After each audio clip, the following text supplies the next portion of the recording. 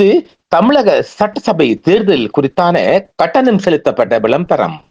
தலைவன் என்றால் ஐயா ஸ்டாலின் மீது 1000 விமர்சனம் எனக்கு உண்டு. அரசியல் இல்லையோ, ஆனாலும் இரவோடு இரவாக தூக்கத்தை குறைத்து வந்து நின்னார்ல. தலைவன் அப்படிங்கறதுல உங்களுக்கு இந்த பேரை கேட்டோன்னே என்ன மனசுல தோணுது? ஸ்டாலின். எஸ். அக்கினி நெஞ்சில் குமுறும் எரிமலை கட்டின கலட்டும் ஆத்திரகாரா, அந்த குருதி அடிமுடி வேரில் அனலை திரட்டும் தைரியகாரா, கலியுகம் தேடி கடலால தாண்டி வந்தாயே நீ கரிகாலா. அரவணைக்கிற போக்கு, அதை பேசி சரி செய்கிற போக்கு கலைஞரை விட திரு ஸ்டாலின் வந்து ஸ்ட்ராங்கா இருக்குன்னு நினைக்கிறேன். ஸ்டாலின் இஸ் மோர் டேஞ்சரஸ் தேன் கருணாநிதி. அதை இன்னைக்கு ஸ்டாலின் நிரூபித்துக் கொண்டிருக்கார். நீ கரிகாலா, கலியுகம் தேடி கடலால தாண்டி வந்தாயே நீ கரிகாலா.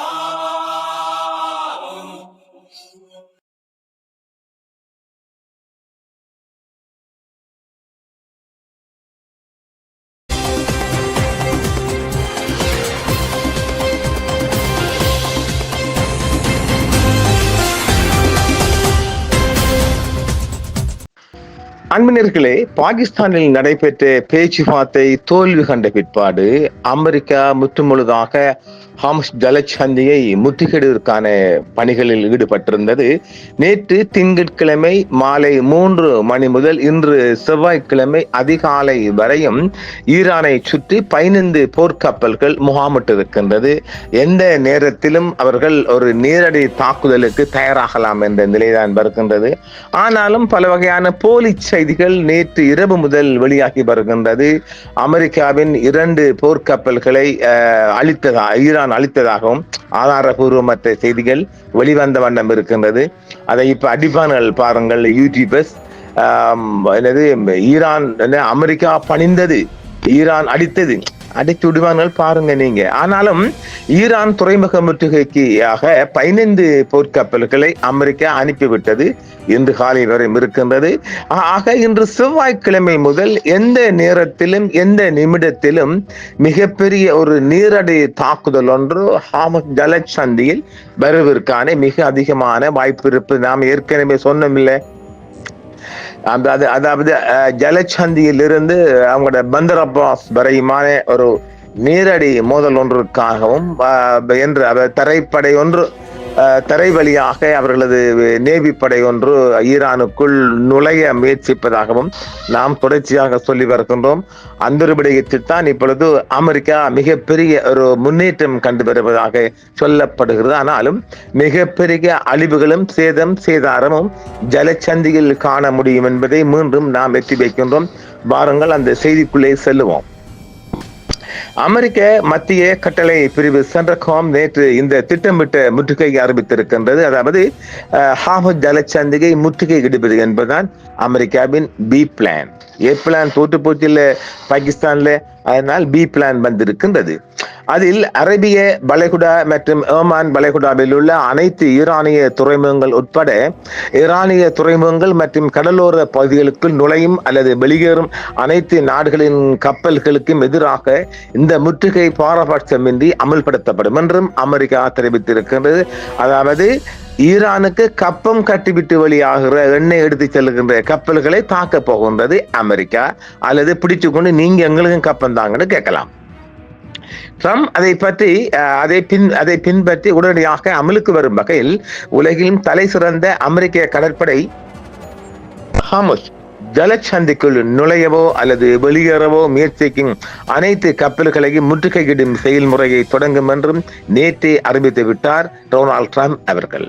முன்னதாக ஆமசமடைந்த ஜனாதிபதி தனது இராணுவம் முழுமையாக ஆயுதமேற்றப்பட்டு தயாராக உள்ளது என்றும் ஈரானில் எஞ்சியிருக்கும் கொஞ்சத்தையும் முடித்துவிட தயாராக இருப்பதாகவும் அவர் எச்சரித்திருந்தார். ஈரானிய நாகரிகத்தை முற்றிலுமாக அழித்து விடுவேன் என்று தனது முந்தைய அச்சுறுத்தல்களை எதிரொலிக்கும் வகையில் அவர் கூறினார். ஒரே ஒரு மணி நேரத்தில் அவர்கள் முழு ஆற்றலையும் எல்லாவற்றையும் அவர்களின் ஒவ்வொரு ஆலையும் மின் உற்பத்தி நிலையங்களையும் என்னால் கைப்பற்ற முடியும் என்றும் இது ஒரு பெரிய விஷயம் அல்ல என்றும் அமெரிக்க அதிபர் சொல்லியிருக்கிறார். ஜலச்சந்தி வழியாக செல்ல அனுமதித்த ஒவ்வொரு எண்ணெய் கப்பலுக்கும் $2 மில்லியன் சுங்கவரி விதித்ததை தொடர்ந்து ட்ரம்ப் அவர்கள் ஈரான் மீது உலகளாவிய மிரட்டல் குற்றச்சாட்டை முன்வைத்துள்ளார். அவர் கொதித்தெழுந்தார். இந்த சட்டவிரோத மிரட்டல் மூலம் ஈரான் லாபம் ஈட்ட அனுமதிக்கப்படாது. அவர்களுக்கு பணம் வேண்டும், அதைவிட முக்கியமாக அவர்களுக்கு அணு ஆயுதம் வேண்டும். ஈரானுக்கு சுங்கம் செலுத்திய சர்வதேச கடல் பகுதியில் உள்ள ஒவ்வொரு கப்பலையும் அமெரிக்க கடற்படை தடுக்கும் என்றும் ட்ரம்ப் தெரிவித்திருக்கின்றார். அவர் மேலும் கூறுகையில், சட்டவிரோதமாக சுங்கம் செலுத்தும் எவருக்கும் ஆழ்கடலில் பாதுகாப்பான பயணம் கிடைக்காது என்றும் அவர் சொல்லியிருக்கின்றார். சனிக்கிழமை நடைபெற்ற அமைதி பேச்சுவார்த்தைக்கு முன்னதாக வெளிநாட்டு கப்பல்களை தடுத்ததற்காக ஈரான் புதைத்த கன்னிபிடிகளை கண்டுபிடிக்க முடியாததால் நலிவடைந்து வரும் அந்த ஆட்சி முக்கிய நீர் வழியை மீண்டும் திறப்பதை நிறுத்த வைக்க வேண்டும் என்றும் கட்டாயத்திற்கு உள்ளாயுள்ளது என்றும் அமெரிக்க அதிகாரிகள் தெரிவித்திருக்கின்றார்கள். ட்ரம்ப் கூறினார், ஈரானியர்களை ஜலச்சந்தியில் புதைத்த கன்னிபிடிகளை அழிக்கவும் நாங்கள் தொடங்குவோம். எங்கள் மீதோ அல்லது அமைதியான கப்பல்கள் மீதோ துப்பாக்கி சூடு நடத்தும் எந்த ஒரு ஈரானியரும் நரகத்திற்கு தூக்கி எறியப்படுவார்கள் என்றும் தெரிவித்திருக்கின்றார். தங்கள் நாட்டை ஏற்கனவே பேரழிவுக்கு உள்ளாக்கியுள்ள இந்த சூழ்நிலையை எப்படி முடிவுக்கு கொண்டு வருவது என்பது ஈரானுக்கு வேறு யாரையும் விட நன்றாக தெரியும். தங்கள் துறைமுகங்கள் மீதான எந்த ஒரு தாக்குதலும் பாரசீக வளைகுடாவில் உள்ள அனைத்து துறைமுகங்களையும் பாதுகாப்பற்றதாக ஆக்கிவிடும் என்றும் ஈரான் இதற்கான ஒரு ரெப்ளிகேஷன் பதிலை கொடுத்திருக்கின்றது. அதாவது ஈரான் துறைமுகங்கள் மீது தாக்குதல் நடக்கின்ற போது ஏனைய நாடுகள் சவுதி, குவைத், பஹ்ரைன், அபுதாபி மற்றும் எல்லாம் வளைகுடாவில் இருக்கின்ற சகல துறைமுகங்களும் தாக்கப்படும் என்றும் ஈரான் எச்சரித்திருக்கின்றது. நாட்டின் துறைமுகங்களுக்கு ஏற்படும் எந்த ஒரு அச்சுறுத்தலும் ஒரு பரந்த பிராந்திய பதிலடியை தூண்டும் என்றும் ஈரானின் ராணுவம் எச்சரித்துள்ளது. ஈரானிய துறைமுகங்கள் குறிவைக்கப்பட்டால் பாரசீக வளைகுடாவிலோ அல்லது ஓமான் கடலிலோ உள்ள எந்த துறைமுகமும் பாதுகாப்பாக இருக்காது என்றும் அது அறிவித்துள்ளது. லெப்டினன்ட் கர்னல் இப்ராஹிம் சோல்பகாரி நேற்று வெளியிட்ட ஓர் அறிக்கையில் இந்த 2 மூலோபாய முக்கியத்துவம் வாய்ந்த நீர்நிலைகளிலும் பாதுகாப்பை உறுதி செய்து ஒரு கூட்டு முயற்சி என்றும் அத்தகைய பாதுகாப்பு ஒன்று அனைத்து தரப்பினருக்கும் பொருந்த வேண்டும் அல்லது யாருக்கும் பொருந்தக்கூடாது என்றும் வலியுறுத்தி இருக்கின்றார். அதாவது இப்படி இருக்கலாமா, எனக்கு கிடைக்காது யாருக்குமே கிடைக்கக்கூடாது, அந்த மாதிரி பாணியாகவும் இருக்கலாம். நாட்டின் தேசிய உரிமைகளை பாதுகாப்பது, நாட்டின் பிராந்திய நீர்நிலைகளில் இறையாண்மையை நிலைநாட்டுவது உட்பட ஒரு இயற்கையான மற்றும் சட்டபூர்வமான கடமை என்று ஈரானிய ஆயுதப்படைகள் கருதுவதாகவும் அவர் அடிகோட்டு காட்டியிருக்கின்றார். ஈரானிய நீர்நிலைகளில் கடல்சார் பாதுகாப்பு உறுதியாக தொடரும் என்றும் ஷோல்பகாரி மேலும் எடுத்துரைத்தார். எதிரி தரப்பு கப்பல்களுக்கு ஹார்முஸ் ஜலச்சந்தி வழியாக செல்ல உரிமை இல்லை, இருக்கவும் போவதில்லை என்றும் அவர் கூறியிருக்கின்றார். ஈரான் இஸ்லாமிய குடியரசின் ஆயுதப்படைகளின் விதிமுறைகளுக்கு இணங்க மற்ற கப்பல்களும் இந்த நீர்வழி பாதையை கடந்து செல்ல அனுமதிக்கப்படும் என்றும் மூத்த ஈரானிய ராணுவ அதிகாரி ஒருவர் தெரிவித்திருக்கின்றார்.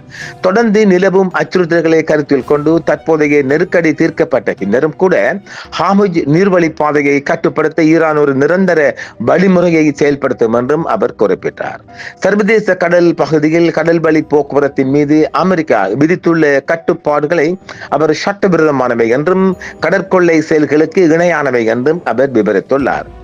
ஈரான் இஸ்லாமிய குடியரசின் துறைமுகங்களின் பாதுகாப்பு அச்சுறுத்தப்பட்டால் பாரசீக வளைகுடாவிலோ அல்லது ஓமான் கடலிலோ உள்ள எந்த துறைமுகமும் பாதுகாப்பாக இருக்காது என்றும் சோல்பகாரி மேலும் தெரிவித்திருக்கின்றார்.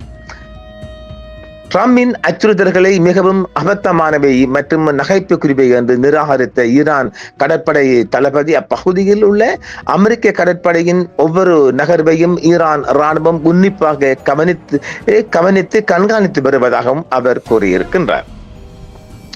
நட்பு நாடுகளுக்கு சேவை செய்யும் கப்பல்களை தெஹ்ரான் அனுமதித்துள்ளது. அதே நேரத்தில் ஆக்கிரமிப்பு நாடுகள் மற்றும் அவற்றின் ஆதரவாளர்களுடன் தொடர்புடைய கப்பல்களை தடை செய்துள்ளது. தேசிய நாணயத்தில் போக்குவரத்து கட்டணங்களை விதிப்பதற்கும் அமெரிக்க மற்றும் இஸ்ரேலிய கப்பல்களை வெளிப்படையாக தடை செய்வதற்கும் ஈரான் நாடாளுமன்றம் சட்ட வரைவை ஏற்கனவே முன்மொழிந்துள்ளது.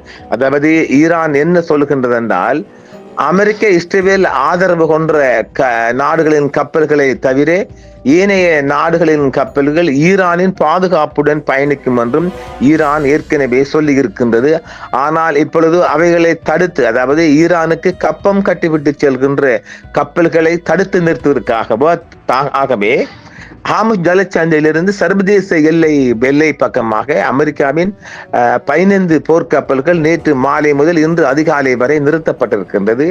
அதாவது இதன் முழு நோக்கம் என்னவென்றால் ஈரானுக்குள் அந்நிய வேற நாடுகள் ஈரானுக்குள் சென்று கப்பம் கட்டிவிட்டு ஒயில் பெற்று வருவதை அமெரிக்கா தடுக்கின்றது. இதுதான் இந்த செய்தியின் சாராம்சம். இதில் சரியாக மக்கள் வழங்கணும்.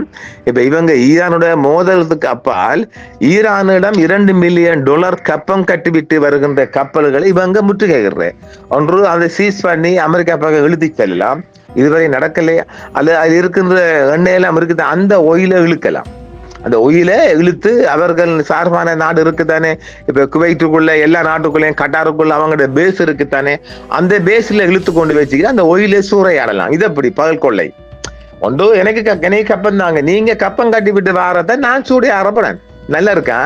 நல்ல இருக்கு வியாபாரம். ஆக மிகப்பெரிய இந்த மாதிரி நிலைமையில 2 பேரும் செருகி கொள்ள வாய்ப்பு இருக்குது.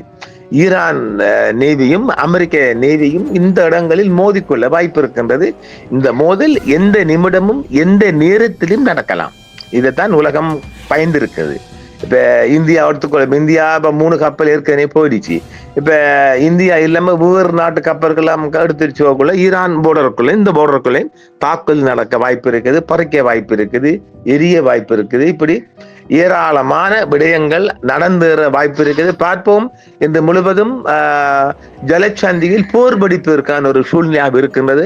பார்ப்போம் அடுத்து வரும் செய்திகளில். நன்றிகளை மீண்டும் சந்திப்போம். என்றும் உங்களுடன் சன்ரைஸ் இந்தியா டிவி சப்ஸ்கிரைப் பண்ணுங்கள், பெல் பட்டனையும் கிளிக் செய்யுங்கள். உங்கள் ஆதரவே எங்கள் சேவை. ஆதரவு தாருங்கள், அரவணைப்போம். மறக்காம சர்ப்ரைஸ் பண்ணுங்க. தேங்க்யூ.